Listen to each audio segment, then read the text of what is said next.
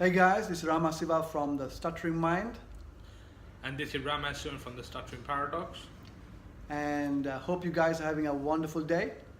And today we're going to talk about We're going to talk about innocence and experience. So we're going to talk about the innocence period in life, which was growing up, and the experience part will talk about death, which is an important concept that we must not forget. great. So let's talk about your childhood, Ramesh. How did stuttering affect you growing up? With me, it was very different. I had a great experience of being different because I started off in the state school sector, then I went off to independent school. And one of the experiences of going to a state school for me was getting bullied by kids, getting beaten up. People used to throw names at me like Ramash. So I used to gain a lot of that experiences from having a stammer. But then later on in my school life, I went to a good independent school, and that really rescued me quite a lot because I learned to be around new people, more liberal-minded people, people who used to just enjoy life and just socialize and get to know each other and learn from the humanitarian experience that the school gave us. It was really good. It was here that I started to gain a lot of my stuttering freedom. I think one of the important parts of growing up for a stammerer is to meet the right friends. I'm lucky to have met Rama Shiva now, but we're both old men now with better hair.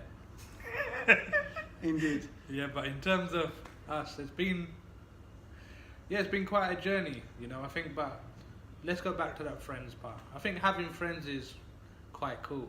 I think when you got friends who can really help you and support you and really give you that push to be on the next level, I think it's very important because you start to accept yourself as a stammerer. I think acceptance is very important if you're trying to recover from stuttering, because that's how the mind works, and we discussed that a lot earlier on. And also meeting that group of people, they really supported me. Really, when we used to go out with each other when we were post 18, they used to really embrace me, make me feel normal. So used to, by normal I mean just go out to the pub, have a few chats on girls, which is great, and they used to just let me do it because they never once hindered me and said, hey Ramesh, you stammer too much, let's not do that. They never stereotyped me, they never labelled me. I think that really helped me when I was younger. And their girlfriends growing up, they all used to support me. They said, Ramesh, you're a great guy, you overcoming your stammering, and everything was so great for me.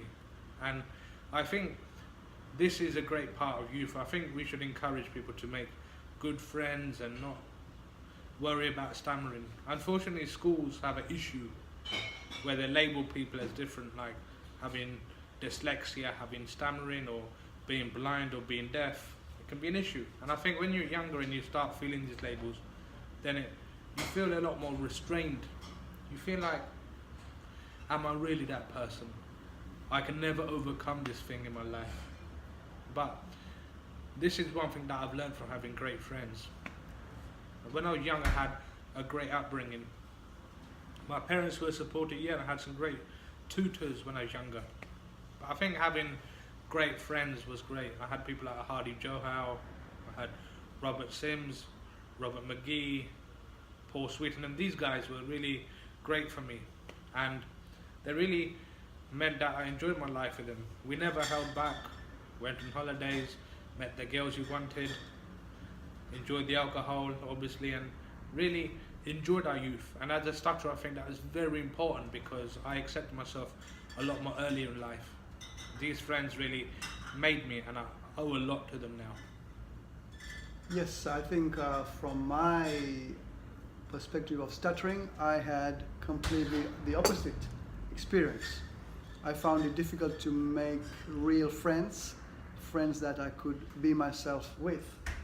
And it's only since I met Ramesh in the last year and other people such as Ayo, Ruben, and Alexander, Eugene, and Tom that I met people on a similar wavelength of recovering from stuttering. when I was at school, I too was bullied and teased, and I went to a state school, so that was the norm. I didn't have the opportunity to change schools to a private school, so maybe that experience really helped you, because I can imagine from the outside looking in, going to a private school would have helped you, because you're paying for a service and the school is delivering it to you, which is different from a state school where you just go to school to study. And growing up, it was very difficult in the sense that I didn't really connect with people, or I didn't feel comfortable in myself in expressing what I felt with my peers or with my colleagues. When going to college, that was the first time that I actually made some friends that I socialized outside of college with, and so that really helped me. So I think we are all on our own journeys to stuttering freedom, but I do believe that it is the mindset, and with that it is possible to overcome anything in life. Yeah, I fully agree with Rama here. The mindset is a very powerful thing. We're on different journeys in life, different ways of solving the problem. We're all suffering from stuttering, and I think this is important. We all stutter from stammers, but I think the way that we deal with it differently. We deal with it in a great way, a way in which works for us. And I think as long as we think about recovering as stammerers, I think that's very important, because we will get to the final end game, or the final pass the goalpost sort of scenario. And I think this is very important, because I think once you get there, you've achieved it. But it's not how you get there, it's how you get there by yourself. I think a lot of programs put in counter dependency. I don't believe in that, because I think that we are individuals and we work in different ways. What works for you, Rama, will not work for me, Ramesh. Yeah, I think this is a very important thing, because different ways for different people. There's different ways in which we will achieve it and get through it, but we should all think about the ways in which we can recover from anything. I wear hearing aids. I have to get used to hearing people with these over amplified hearing aids. Takes time, you know, but you got to persevere, you got to be self-committed, you got to be self-accepting. If you're not willing to do any of these, there's no point of being on any course. You're on your own path in life, and I think this path is the one that you define. There's millions of ways to get into the result, but there are different pathways to the end result. Yeah, you can't put it on one factor. For example, in tennis, my past, I worked with Judy Murray on a project. Her son is Andy Murray. And with Andy Murray, he achieved great success, winning Wimbledon twice. He was one of the greatest British tennis players now. But there's so many people who are good at tennis in the UK. But there was Andy Murray. Nobody really knows how he came out and became successful. Different people reach different peaks in their life. And he peaked during his tennis career. I think as stutterers, we are the same. Yeah, I speak okay, but I work bloody hard on my speech. I go out there making contacts. Even Rama must know when I'm with you, I'm always challenging people and speaking to them, aren't I? Yeah. Always be the first one. Think rationally about your stammer, and think, hey, am I really working on it? And I think that thing about youth, I think it's one important one, because I think it's a youth where we really need to work on things before we go out into the real world, getting employment, meeting lovers, having children. I think having a youth where you can work on your speech, which I didn't, by the way. I was 35 years old when I went to my first speech therapy program. Yeah. And you went on the program to become a better speaker. Yes, I did. I aspire to become a greater speaker. That's a great point, because all the speech therapy programs are in fact there to help you become better speakers. You can all speak, but having conscious control over your speech is what is important. Yeah, I think one wants to achieve different things in life. For me, is to become a better speaker. I will stammer forever. There is no cure for this. There is no cure for stammer. I reinstate that, because people join speaking programs because they want a cure. They want a cure because they can't face life with a struggle. For me, a struggle was great because it made me humble. It increases your willpower to succeed.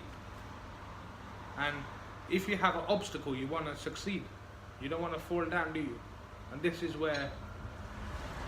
important that we embrace it. There is no cure for stammering, I say it again.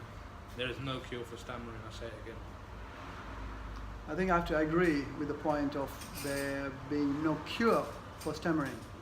However, I would add that we have the ability to be conscious in our selves to be able to speak the way that we want to. And it doesn't really matter if you stutter. It really doesn't. It takes a long time to get to that mentality. Sometimes may take a number of years, sometimes a few months, or maybe even a few days. But it's a mental shift that I made to believe that the stuttering isn't a problem. And Rama's story is fantastic.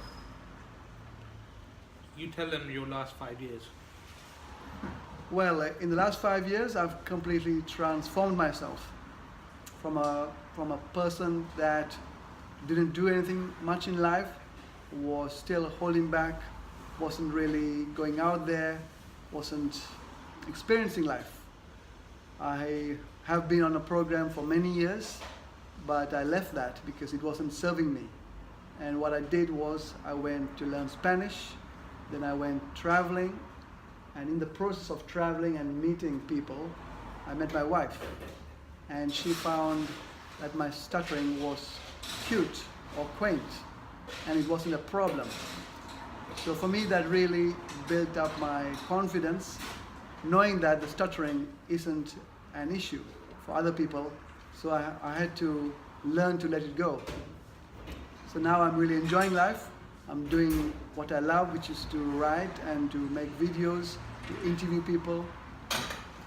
And I was telling Ramesh that last week I was reading a book called The Chimp Paradox by Professor Steve Peters.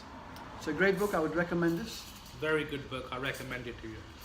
And also I was talking to a great guy by the name of Robert Schultz. He wrote Your Soul's Plan and Your Soul's Gift. And he explained to me that we planned the major events of our lives, and we came onto this earth to experience those challenges. This is so as to develop self-love, worthiness, compassion, patience, and all those things. And for me, what I gained from that interview was the fact that I realize now that I'm the creator of my reality, 100% sure. And there's no victim mentality about it. I'm not a victim of the stuttering.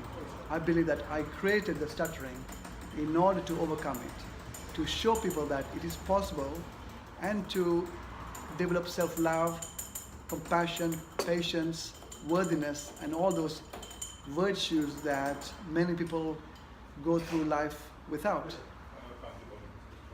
I've been reading quite a lot this week. I read Chimp Paradox by Professor Steve Peters. Really good book. Concentrates on the emotional side of stammering, or the emotional side to us with a chimp, and how we should think more rationally. It really helps, because I think as a stammerer we have to think rationally sometimes.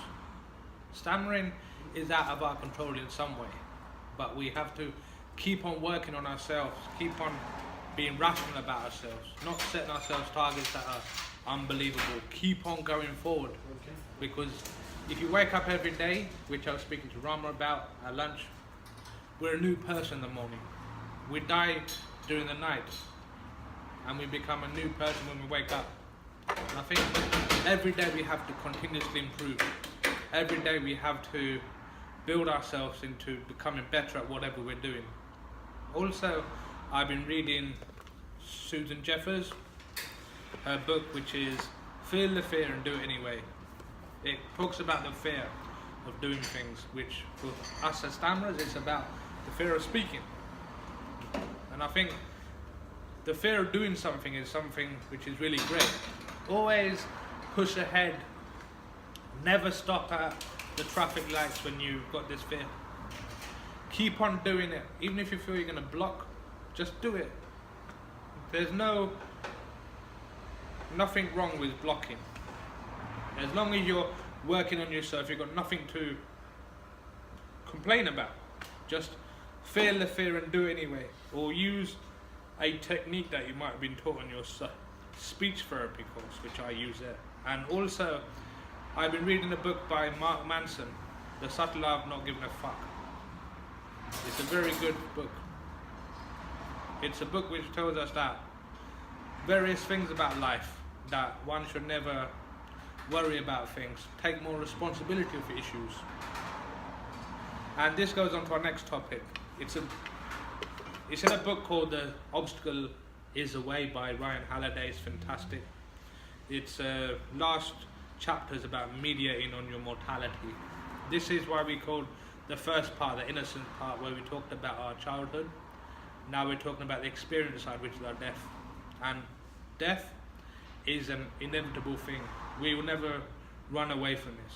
No, we will never run away from this. And his final chapter was meditate about mortality, or meditate on your mortality. So I re-say that. Meditate on your mortality. One of the things which I do now is reflect about my own death, not in a emo way of putting on Chemical Romance or My Bloody Valentine or Avenged Sevenfold or any of this stuff. I mean reflecting on my life and my death, which is very important. I think once you start thinking about your own death, you become more conscious of empowering yourself, taking more responsibility of your life, because you feel, oh dear, this is going to end one day, which means you'll take more urgency in your life. I think with this greater urgency, you're more likely to achieve more in your life. You will not hold back. And also, another thing is that with this mortality and mediating on it, you're a lot more better, because you can bring down the fear of anything in your life. Bringing down the fear of stammering, or bringing down the fear of being scared of black spiders. I don't know. But you bring down the fear because you know that life has an ending. You know, this is very important. Because death in your head, you don't think about it in your life, but you should think about it, because one day you're going to reach there. And if you're still stammering, or you're worried about stammering, there is no real need, because life is going to end. And will you like to be spending 70 or 80 years worried about stammering? Will you? I won't be, because I think just to overcome it, man, just be honest with yourself. Keep on moving forward and thinking about life is got an ending at a certain extent. I know there's reincarnation, which Rama Shiva believes in, which is great, because our souls regenerate. But I think the meditating on the mortality is fantastic. What are your views on death? I agree. Death and taxes are inevitable, especially if you live in a Western society. But in terms of stuttering and death, I believe it is possible to remove the fear of stuttering so that it causes the stuttering to die. By that I mean you're no longer afraid of stuttering. And in terms of life, yes, we all have a finite lifespan as Ramesh or Rama, but I am 100% convinced of the principle of reincarnation This is based on a number of books I've read and experiences I have come across. What is your perspective on reincarnation and stammering? Yes, my friend Dr. Ibn Alexander, he told me or reminded me of a story about when Plato first came across an Armenian soldier by the name of he had passed on to the other side, and this was obviously a few thousand years ago. So he had passed on to the other side and he came back. And when came back, he described the wonderful paradise of what life really is, how we are all connected to the divine source, how we are all love. And that was the first account in Western texts. But reincarnation has been written about for many thousands of years and is one of the fundamental principles of Buddhism and Hinduism. So, And you mentioned to me it was actually in the Bible as well.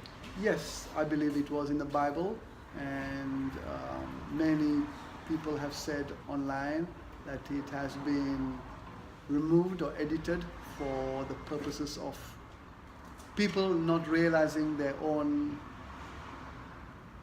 power. Because imagine if you realize that within your own mind you have the possibility or probability or inevitability that you can create your reality. So I mean, having stuttering is a perfect example. For over 30 years, I limited myself because of my mind. I was convinced that I stuttered and I didn't do anything about it. And in the end, when I started to live life by enjoying life and doing what I wanted to, the stuttering actually dissipated. And now looking back at my life, I can see that it was all in my mind, that it didn't really exist. Mine and Rama's journeys are very different. With me, I came on a speech therapy program because I wanted to become a better speaker, and hopefully I am now.